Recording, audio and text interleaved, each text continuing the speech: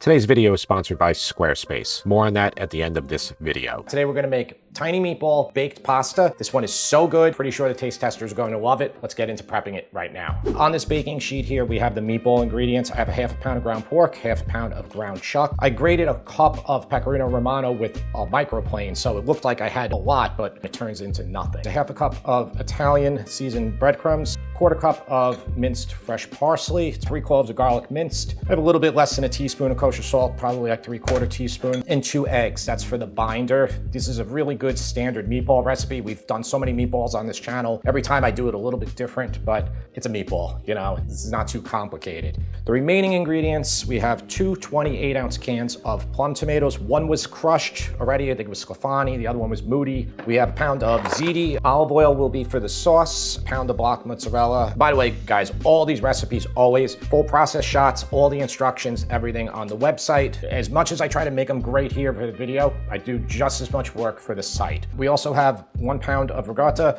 We also have 4 cloves of sliced garlic. We have a 1/4 teaspoon of crushed red pepper. We have 1 medium onion that I diced. That'll be for the sauce. It's about a cup's worth. And then that's that other half a cup of Pecorino Romano. First thing we want to do is make the meatballs, and you can get your oven set to 375 degrees Fahrenheit. All I'm doing here is just kind of mixing up the meat. I have the 3/4 teaspoon of kosher salt, and I'm just gonna put it on top here. Now, Pecorino Romano has a lot of salt, so that's why we're not using that full 1 teaspoon or more per pound of meat. You don't need to when you're putting that much pecorino in. If you're worried about the taste and the quality, you know, your seasoning with your meatballs, all you have to do is roll up one, you can fry it up, you could put it in the microwave just that the meat's cooked so you're not eating raw meat, and then you can see if you have enough seasoning in it. It doesn't matter which order you do this. This is a lot of parsley. Think I should put it all in or not? I like parsley. Yeah. I put it in. Okay, our eggs are safe. So now here is the ultimate test. Do I put bro gloves on or do I do it without? What should I do? You're in your own house. Yeah. So I would forgo the bro. Forgo the bro. You know where gloves come in handy a lot? When you're working with very hot peppers. Yeah. Now you don't really want to overmix too much. Simple way to roll your meatballs is get a bowl of water and then just dip your hands in between each one, and then nothing will stick to your hands. You could also get a little bowl with olive oil, do the same thing. You know, third way is obviously to break out the bro gloves. I dip my hands in the water and I'm gonna roll them up to about that size. That might be a little big. We'll go a little bit smaller than that on the next one. Okay, so dip my hands again in the water, take a little bit, roll it up, and then another perfect meatball. So we're gonna just repeat here, and we're probably gonna get 30 to 40 meatballs. If you're lazy and you don't wanna do the little tiny meatballs that I'm doing here, just do a couple big ones and then just cut them up. When you're done here and you got them all on your baking sheet, 375 degrees Fahrenheit for 15 to 20 minutes. You really just wanna get the internal temperature of these to be about 160 degrees. I'm gonna turn it to medium heat. Just gonna coat the bottom with olive oil, so it's about a 1/4 cup. Putting the onion in. It's been about 4 minutes, and you can see the onions are getting lightly translucent. And then you can add your garlic in, and we'll let it go a couple more minutes. And then we'll put in a 1/4 teaspoon of crushed red pepper. If you like more here, definitely add it. Our onions, our garlic are soft, very fragrant. I'm gonna add in 2 28-ounce cans of crushed plum tomatoes. You gotta be careful here. Bring it to a simmer. We're gonna let it cook until it take a little bit of the water out of it. All right, so it's coming to fairly bubbling simmer. It's gonna go all over my counter here. I'm just gonna put this here just to stop that from happening. I think the meatballs are done. Oh yeah, and those are looking beautiful. You see how much fat has come off them? So it's been a good simmer for about 10 minutes, and you can see how much thicker it has gotten. I am boiling the pasta now. Okay, so my pasta is like 1 minute away from the 2 minutes less than al dente stage. Let's just give the sauce a taste test and add salt or even a little hot red pepper if need be. Delicious. I'm going to put in a little bit more than a teaspoon of salt.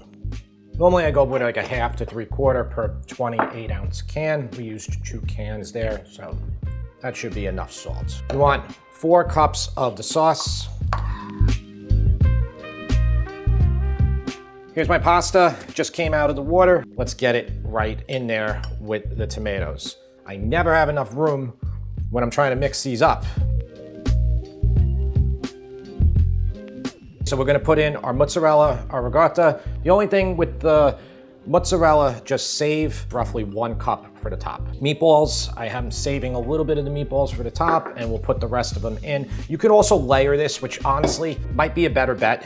Here's the pecorino, and then somehow we're gonna fit this ricotta in there.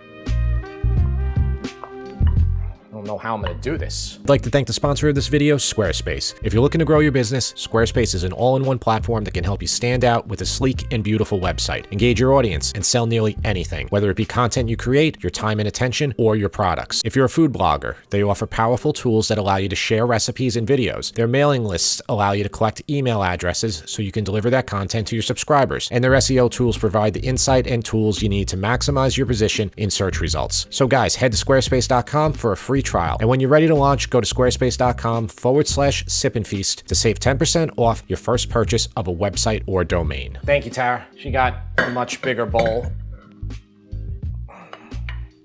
It looks good just like that.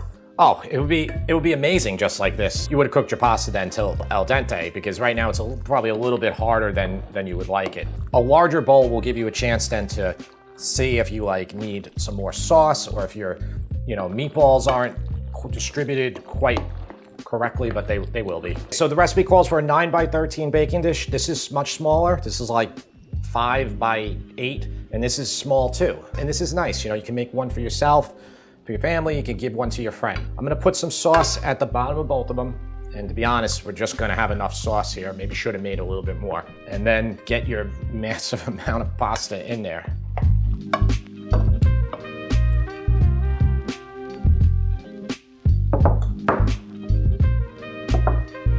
We'll do a little bit of sauce on top. Got the mozzarella, the remaining mozzarella. And then the meatballs. So I have more of the meatballs because I think by putting them on there, it's just gonna look so much better. 375 degrees Fahrenheit, 20 to 25 minutes. Broil it for the last 1 or 2 minutes. One thing that might help you, if you're worried about making a mess in your oven, just bake it like that.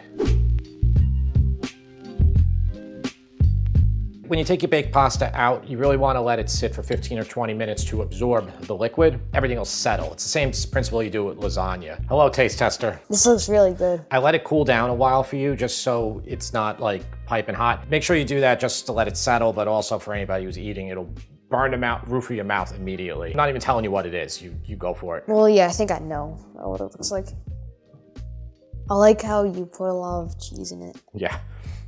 I didn't have the meatball yet. I thought they looked really good. They are really good. Okay. I like the wedding soup meatballs. This is honestly really good.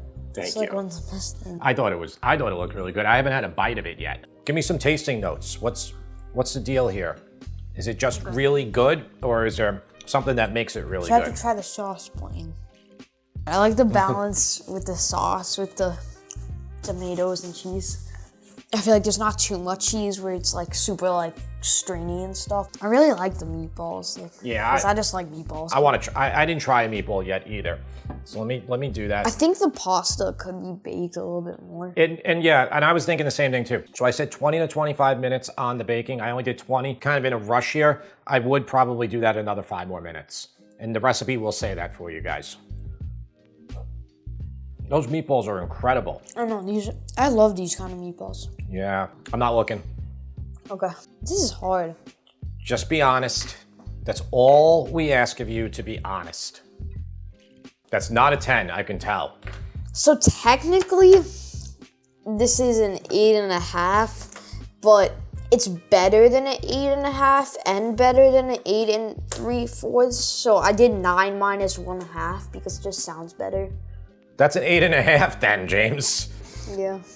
Could I do 8 and 8 and 9/10? Sure. No, I'll just give it a 9. Thank you, buddy. Can I finish this? Yes, you can finish it. And that's ultimately the real score, is whether he wants to finish it, whether he wants to keep eating it.